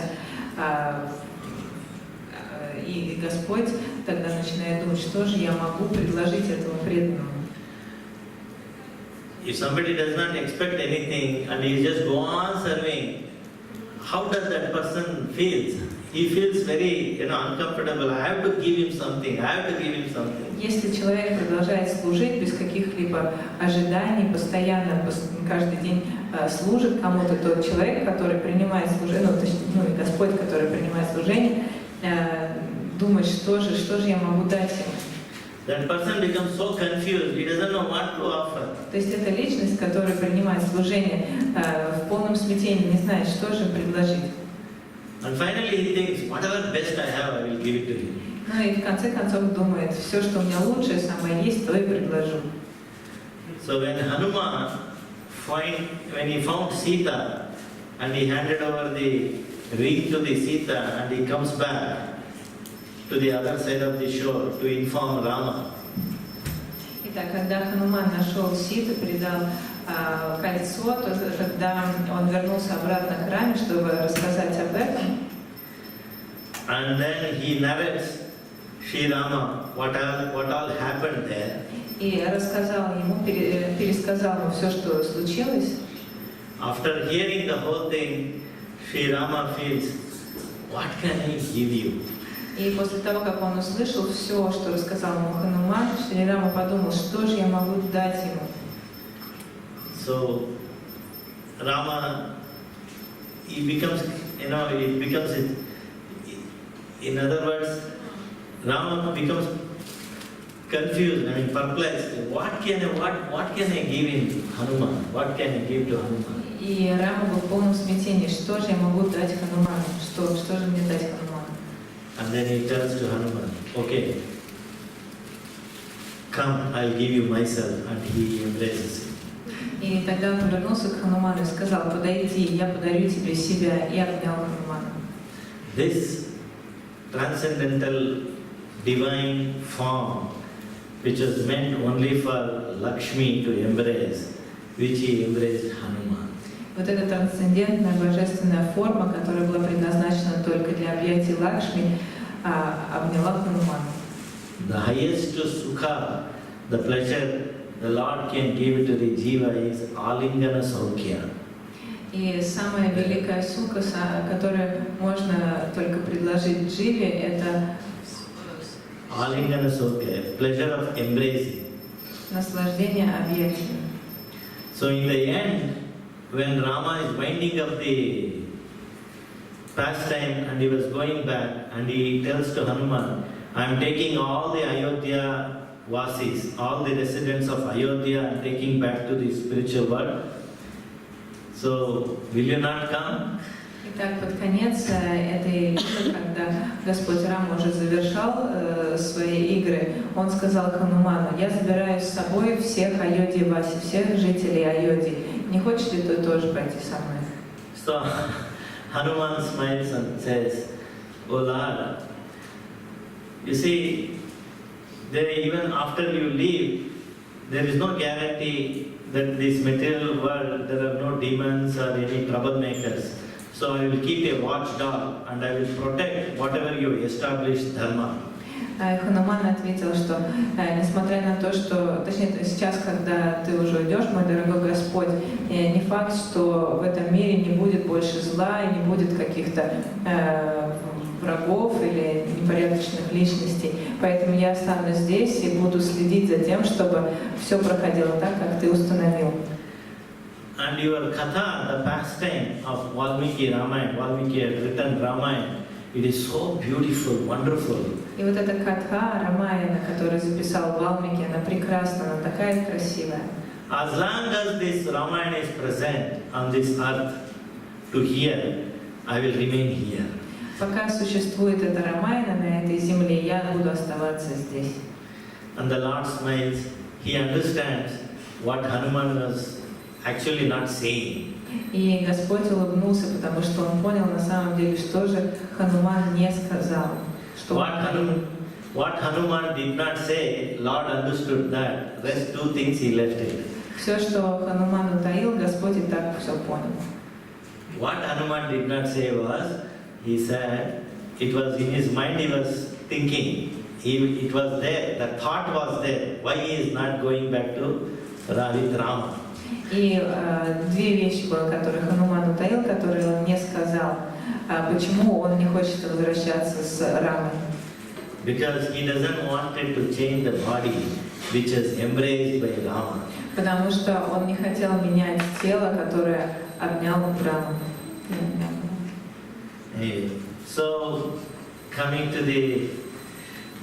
this thing, so Lord, when you offer so much service to the deity, and we don't expect anything, you simply go on serving. The Lord becomes worried, what can I give? What can I give? And he will go on giving the best of. So when Lord gives, what he will give? He will give the best ones. Because he doesn't have anything less than that. И когда Господь продолжает получать столько служения без каких-либо ожиданий, конечно, Он задумается, что я могу дать, а что Он сможет дать? Только самое лучшее, потому что у Него есть только самое лучшее. All of us, for a moment, go back our previous life before becoming devotee, coming to ISKCON, and imagine what would have been your life today. Все мы сейчас попробуйте перенести себя на предыдущий слайд, на жизнь до Искон, и подумать, какой бы была бы сейчас жизнь без Искон. If there was no ISKCON, Если бы what would have happened to us? не было бы Искон, что бы случилось с нами? So every step, whatever benefit you get in ISKCON, whatever pleasure you are getting, whatever benefit you get, you must always remember one person. Because of him, it was all possible. Поэтому, что бы вы не получали здесь в Искон, что благоприятно, или какие преимущества вы не получали здесь в Искон, какие шаги бы вы здесь не делали в Искон, всегда следует помнить об одной личности. Because of Srila Prabhupada, everything was made possible. Только благодаря Шриле Прабхупаде все стало возможным. If he was not there, if he had not come, then what would have been our life? Если бы он не пришел, если бы его не было, то на что была бы похожа наша жизнь? What was the hope? В чем была бы наша надежда? So we all should always remember, be indebted eternally, be grateful and thankful to Srila Prabhupada. Поэтому всегда навеки вечны мы должны быть благодарны и даже обязаны Шриле Прабхупаде. Hare Krishna. Any questions? Any comments? We will continue tomorrow the rest of the things. Завтра мы продолжим, а пока вопросы. Это вопрос про колокольчик сейчас будет. И не только про колокольчик, да. Я сейчас повторю. Я понимаю, что это не Горура, это Хануман. То есть как это авторитетно, и что бы это значило? There's a question regarding the Мне подарили колокольчик не с Горуды, не с чакры, а с Хануманом. Авторитетно ли использовать такой колокольчик? So I was given a bell, not with Garuda, not with Chakra, but with Hanuman. Is it bona fide to Yes, use? perfectly. Да, можно использовать. So you should worship Hanuman in the Ganta form, in the Ganta with the Hanuman form. Keep Chandan and Pushpa and worship him. Можно просто поклоняться колокольчику, той ганте, в Ханумана ганте, и опять же предлагать ему лепестки и чандану. По поводу веточка, ветия, да, мы же в России веточку мы в России. Веточка, там корень ветивера. А он есть похожий в России, похожий растение, похожий на ветивер?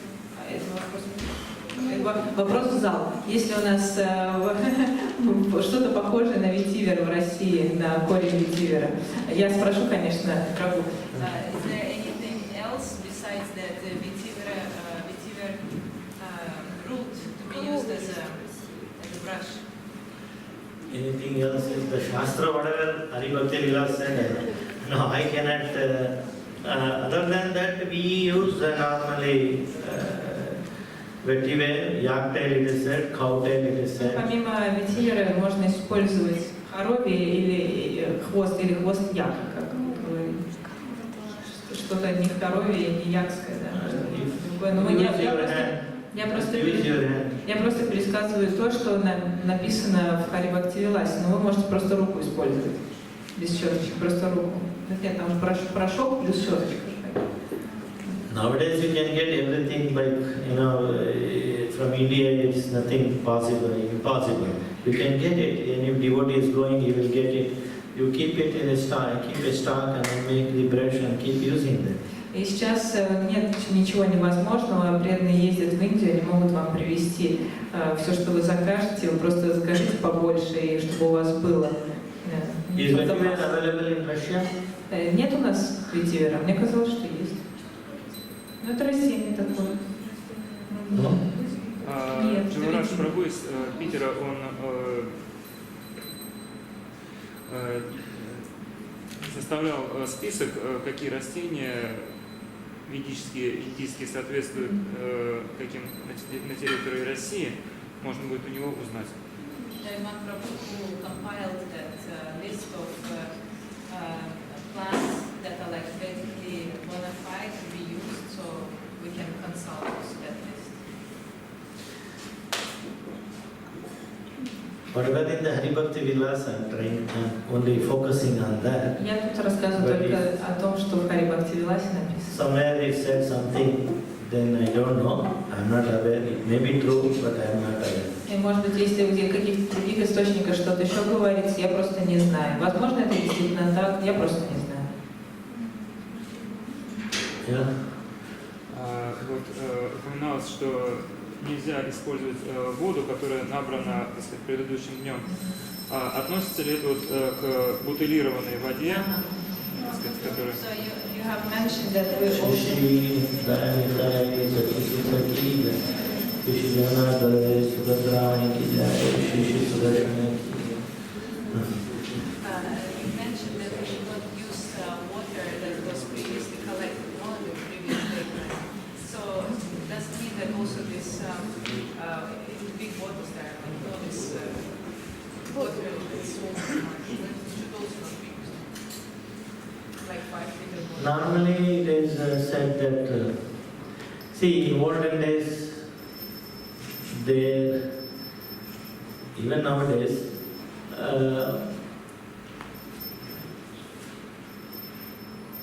to my knowledge, I'm just trying to, for bathing the deity for every day, how much water you need? Для того, чтобы омывать божества ежедневно, сколько воды вам нужно? Литров 5. About 5 liters. Yes.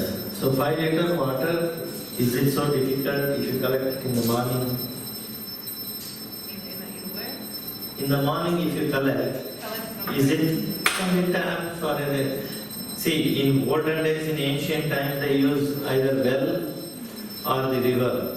Да, для того, чтобы 5 литров воды достать, вы же можете использовать водопроводную воду, но на самом деле в древние времена, конечно, использовали колодезную воду или речную воду. There is no pipe system. Не было еще никакого Tap and водопровода, pipe and all that. никаких кранов и водопровода не было. So it was very, they were living in a very simple way. Either they would have most of the houses would have well, or they would stay near to the river and they just go and take one big pot water and come and use it. Поэтому обычно все жили просто, самым простым образом жизни, скорее вели самый простой образ жизни, либо был свой собственный колодец, с которым доставали воду, либо люди селились рядом с рекой, из которой тоже доставали воду. If you go to some ancient temples like Melkote, Srirangam, Kanchipuram, you will see in the morning the pujaris, the archakas, they take the big pot, they go while chanting Divya Prabandha or whatever, go to the tank and then take the water, then come back. It is a ceremony. In front of these devotees who are carrying the water pot, there is a guy who is going on, bell with the bell. He goes on, indicating that these people are coming and then give way, don't come in the way. So he goes in front and they bring the water to the temple.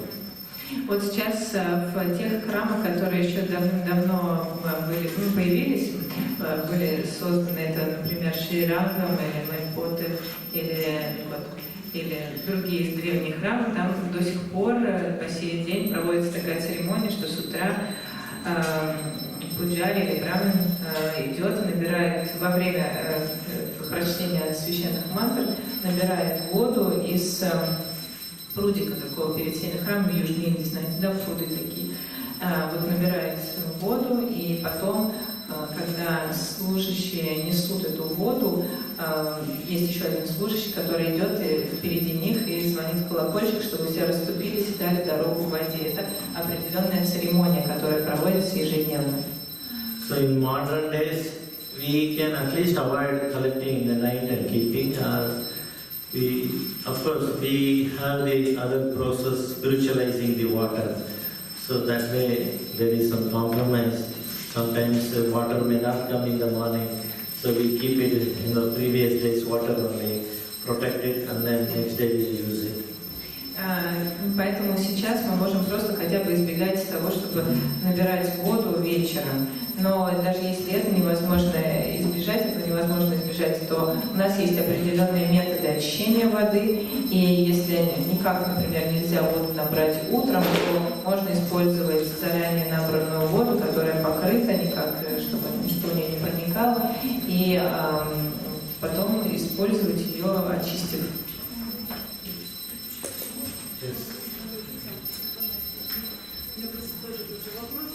А вот если человек приходится путешествовать в Адаму, и нельзя гарантировать, что вода из водопровода она чистая, в принципе, даже Арчана сказал, что ее 10 раз дома получили, она просто проходит очистку. И в таких случаях путешествия можно покупать воду, например, для омовения? Вопрос про поклонение Шилаграму Шиле. Что делать, если не всегда есть возможность, например, набрать воду в путешествиях, то можно ли использовать бутилированную воду? Правильно я поняла?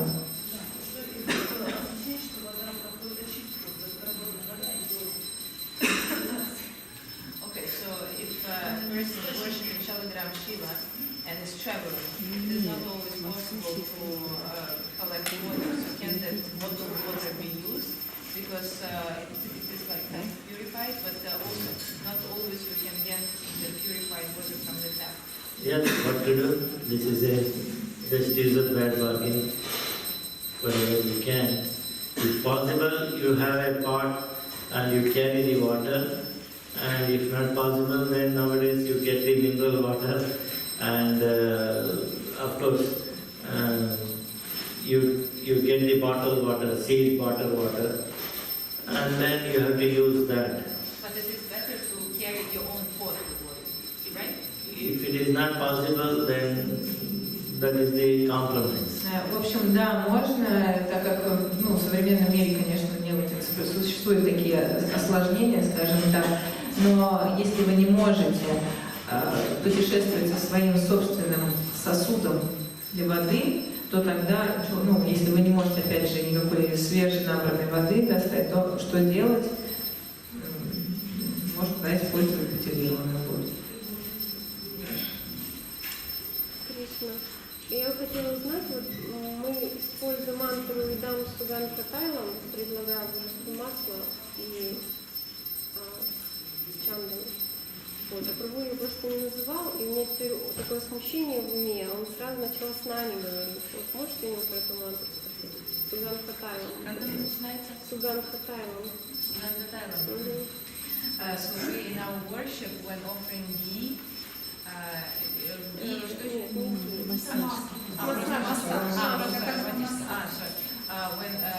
offering scented oil and chandana, we use the mantra Sugan Hataylam. Then we have never mentioned this, so just the question is if it's a bona fide mantra or not, and why you started to use it. It's not a mantra and not a Sugan Hataylam. No, when you are offering chandana oil, sandalwood oil for massaging, you can say that mantra. I didn't mention for that matter any of the upacharas, etat padyam, idam argyam, idam achamaniyam. There are upachara mantras. Вы можете использовать, когда вы предлагаете романтическое вот это масло, можете использовать эту мантру. Я здесь, например, не рассказала о всех 8 мантрах, этих 8 упачарах. You can use that appropriate upachara mantra. Можно использовать должную упачара мантру в каждой упачаре.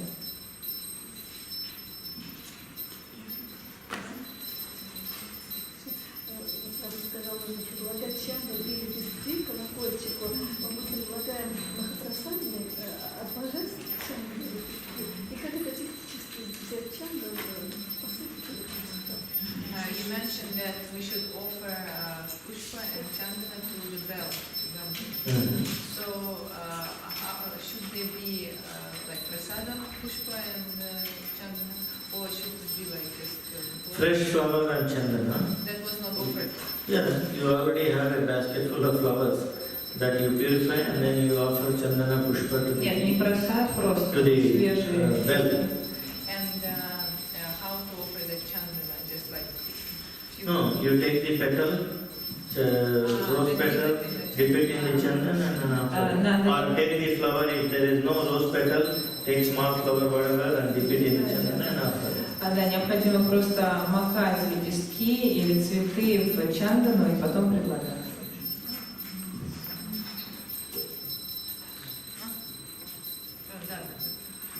Можно сказать по поводу такой случай, что если медленный просит, это хочет медленный, полностью. И вот если воду нальет на ночь, да, и она говорит, заряжается, да, энергия. То есть это не необходимо. Правильно я понимаю вопрос, следует ли держать воду в медном сосуде? Ну да, то есть, и потом происходит, что если на ночь поставить, да, и потом уже, потому что она говорит, заряжается, энергия. should we keep water in a copper vessel overnight because then it gets charged with copper and then offer that kind of water? Yeah, this is more of for you to drink. Это скорее для вас, чтобы вы пили. They recommend this copper vessel. Вот вы можете хранить воду Or bell metal. в медном Of which metal? Bell metal. или Bell metal. Kans. Bell metal. Bell metal. ну ладно, либо в чугунном, видимо, да, это чугун, из чугуна же раньше отливали, да? Колокольный металл так и называется, колокольный металл, раскрытие. Да, извините, пожалуйста. Колокольный либо в сосуде из колокольного металла, либо из меди можно держать воду, потом пить. Copper or brass. The pure 100% brass is bell metal. Либо в оловянном, и стопроцентный Whereas the normal brass, it contains 25% of tin and other some mixture. Потому что стопроцентно оловянный металл как раз называется колокольный. Извините, простите, не олово, да, латунь, спасибо, извините. Латунный, стопроцентно латунный металл называется колокольным. Иначе в латунь добавляют 25% какая-то еще примесь. Это же не латунь, а бронза. Что? Нет, он Бронза. брат. Не латунь, а бронза. Потому что именно... А? Он сказал брас и латунь. Нет, это не латунь. Бронзу брас. Not brass. Brass. Латунь. Bronze is also copper. Huh? What is this? А бронза, что это такое? Бронза и медь? Copper. Copper, brass, and pure brass is bell metal. Да, а чистая латунь это колокольный металл. Колокольный. Латунь и бронза это сплав меди с оловом или с цинком. Вот то, что мы называем бронзой, и то, что мы используем у нас в храме, большинство утвари, это бронза, это не латунь.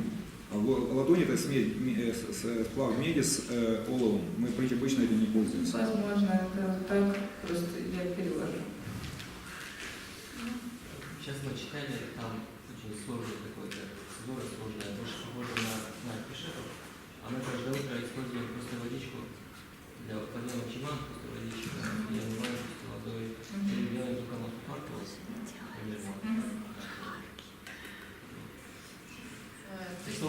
То есть в домашнем поклонении стоит ли следовать всему, или можно просто воду использовать и мадхупарку? А, правильно.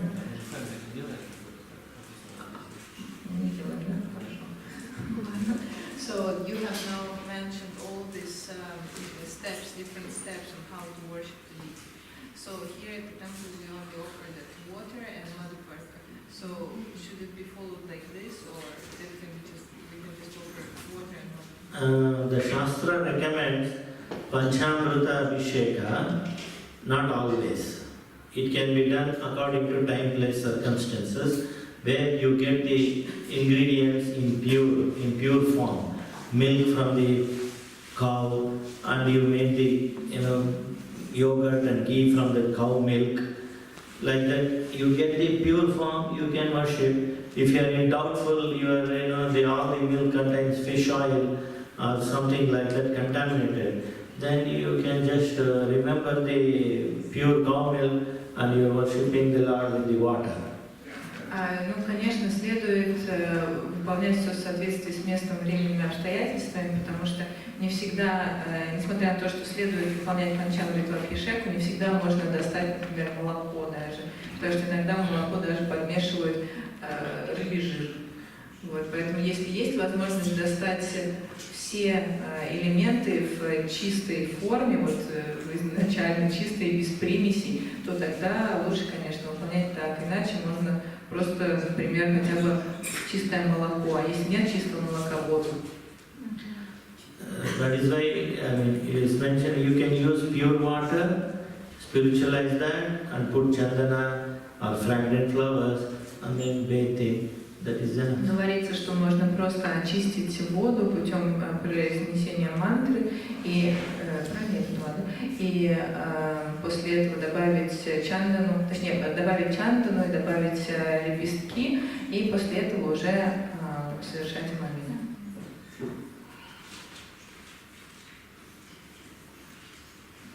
Да, вот по поводу молока и черной коровы. И вот эта черная корова, там у меня черная корова, типа, да, нельзя молоко. Ну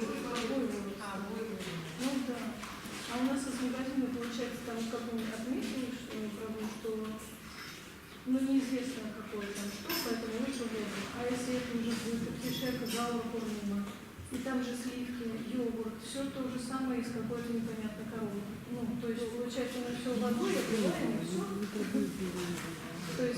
То есть вопрос такой, что если у нас, предположим, намечается какая-то маха-абхишека, а у нас нет вообще никаких из чистых ингредиентов, что делать, правильно?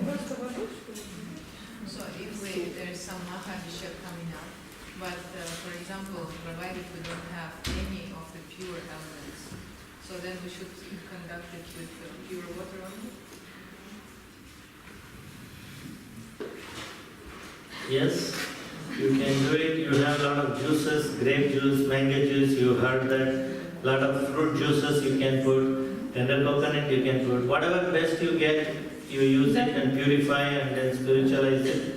Anyway, in any case, before using it, you spiritualize all the elements, all the ingredients, and you are using it. You, best of your ability, you collected all the dravyas. And if there is something, there is some fault, I think, that what can be done. This is Kali Yuga. Старайтесь просто, да, действительно, нужно отвечать на ваш вопрос, да, но старайтесь просто достать по максимуму то, что вы можете. То есть это соки, как мы говорили, да, то есть сок винограда или манго, и можно также воду молодого кокоса, например.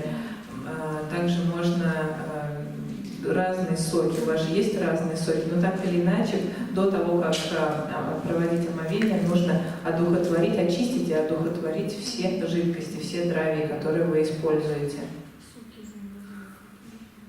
What about packaged juice? No package. Таких пакетированных соков. Even in India, it is becoming difficult to get a pure cow milk and ghee and all Сейчас that. даже в Индии сложно достать чистое коровье молоко и коровье масло, ги. So we try to use the best of the whatever available. Мы стараемся использовать максимально самые лучшие ингредиенты, которые мы можем достать. It should be more natural, and you should do, you should like fruit juices. Bring the fruit, cut it, and then crush it, and then you make the. Они должны быть максимально натуральными, то есть покупайте фрукты, делайте из них соки. That gives you more benefit. И тогда вы также больше выгоды от этого. All the time you remember that you are doing it for the deity, the Lord, Потому что Krishna. каждый раз, когда вы будете проводить такую церемонию, вы будете думать о Кришне, о том, что вы думаете, что вы готовите это для Него. What is the use? You just go to the supermarket and bring the boxes. Зачем идти в супермаркет и просто принести оттуда пакетированный сок? And it may have preservatives, Тем God более, knows что, what all скорее is всего, mixed. в них что-то добавляют, какие-то консерванты и так далее. Yes, bro. Первое, это не получается ли, что мы покупаем фрукты, да, то самое же получается химически, да? Какая разница, когда может возникнуть вред? Вы имеете в виду, что фрукты уже химически обработаны или генно-модифицированы? Нет. So if we buy food that was treated with some chemicals or genetically modified. That is all very difficult to monitor nowadays. Сейчас очень сложно вообще проводить, скажем, You try to get the best of your knowledge, try to get the best of your knowledge, bring it, and then spiritualize and use it. Поэтому старайтесь просто максимально натурально, максимально лучшие самые ингредиенты доставать и потом одухотворять, очищать их. Тут Вишнурат, ты будешь пробовать вопрос. Изначально, извините, изначально вопрос, по сезону фрукты, да, предлагают? Да. Это я правильно? По сезону это по месту жительства или по этим? If you mention seasonal fruit, that means that seasonal fruit that is available in the market is locally, or that means seasonal in India, what means... No, locally. Wherever locally you have berries, we don't get berries, you get nice wonderful cherries and berries and strawberries. You know strawberries, we can't even think of using it in India, it is so sour. It will spoil the entire Abhisheka. It will so you get wonderful sweet fruits, get it. Сезонно имеется в виду по сезону в той стране, в которой вы находитесь или вместе. То есть у вас здесь есть прекрасные ягоды, есть вишня, малина, клубника. Вот клубника, например, мы в Индии, сейчас даже не говорю. В Индии мы даже представить не можем, что мы использовали клубнику в абхишеке, потому что она настолько кислая, что она всю абхишеку испортит.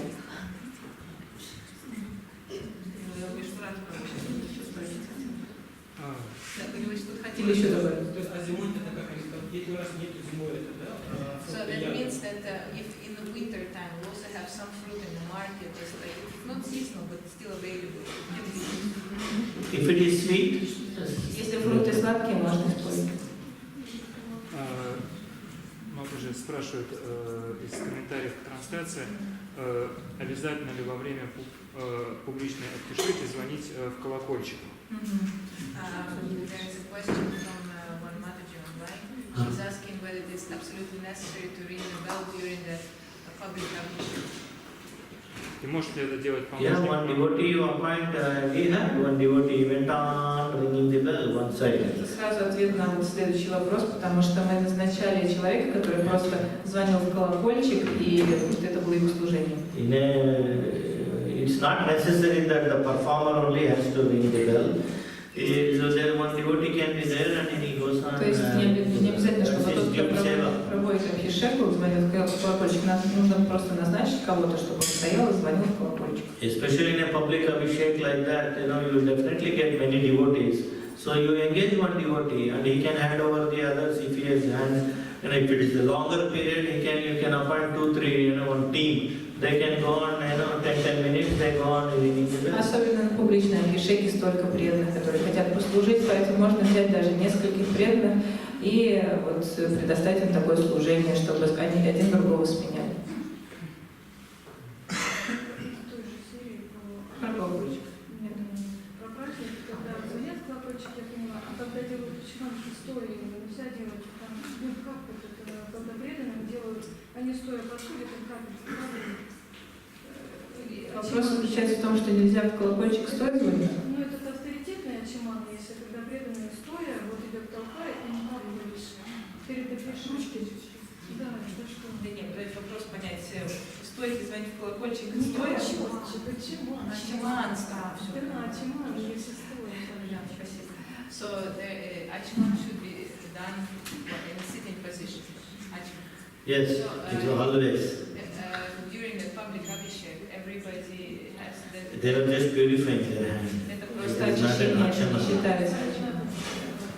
Instead of using sanitizer, they were using the Ganga water. We use Ganga water. Сейчас мы используем специальные очищающие такие средства, а раньше просто воду из Ганги использовали. Это очищение.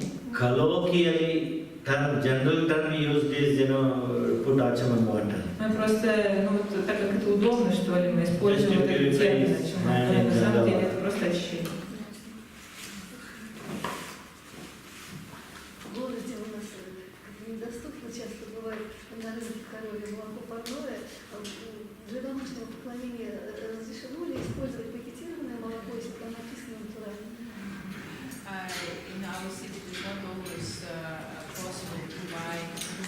cow's milk, then can we use that packaged milk provided it says natural on the package? Yes, whatever. That is why I wanted to read this sloka. Да. Что будет? Сейчас я хочу прочитать еще одну шлоку на эту тему. Can you take out Bhagavad Gita, 18th chapter, 48th verse? 18 глава Бхагавад-гиты, 48 стих. 48 verse. 48 стих. Кто-нибудь может открыть, пожалуйста? Can you read that? Нашла?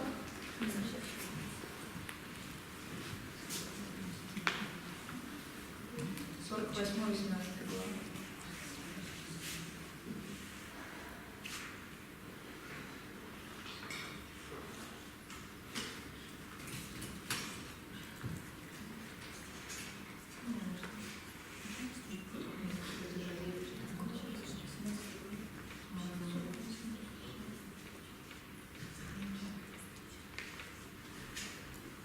Why it's taking so much time? 1848. Because I don't have the place. It's enough. Gita says, take this. Yeah, I found it. Спасибо большое. The Sanskrit, no, not the Sanskrit, just the translation. Translation. Итак, всякое действие несет в себе изъян, подобно огню, который всегда покрыт дымом. Поэтому, о сын Кунти, никто не должен отказываться от обязанностей, порожденных его природой, сколько бы изъянов они в себе не несли. You can't avoid. There is always dosha. Everything is dosha.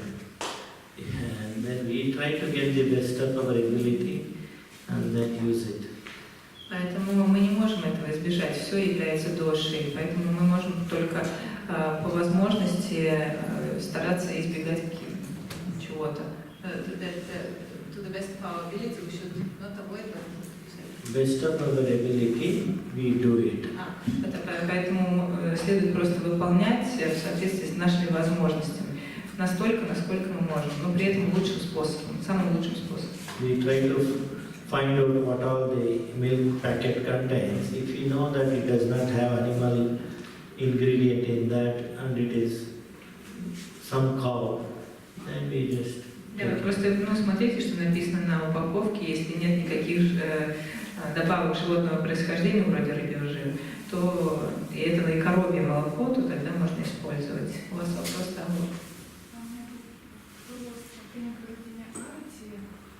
Когда, к примеру, идет какая-то лекция, часто лекторы просят, и их отвлекают своим колокольчиком, рождение раковины, и как бы в пуджане правильно минимизировать звук. То есть означает ли это, что я буду как-то пытаться очень тихо как-то быть раковину или вообще не звук? During lecture, many speakers, the lecturers, they are usually disturbed by the bell sound because of the arati going on. So the bell sound is disturbing the lecture. So, and the bell and the punch also sound. So what should be done? Should I ring it very softly or not ring it? Or what should be done? Normally in many temples they have a big bell and a small bell. Обычно в храмах есть набор колокольчиков, один большой колокольчик, один маленький колокольчик. Small bell does not disturb. И обычно вот этот маленький колокольчик, он не настолько раздражает или как-то причиняет какое-то беспокойство. And they can't think they are doing this something like this. А вместо полного звука раковины обычно, вы знаете, как просто хлопают по раковине, такой звук издают. That's a compromise. Это такой компромисс, на который мы идем.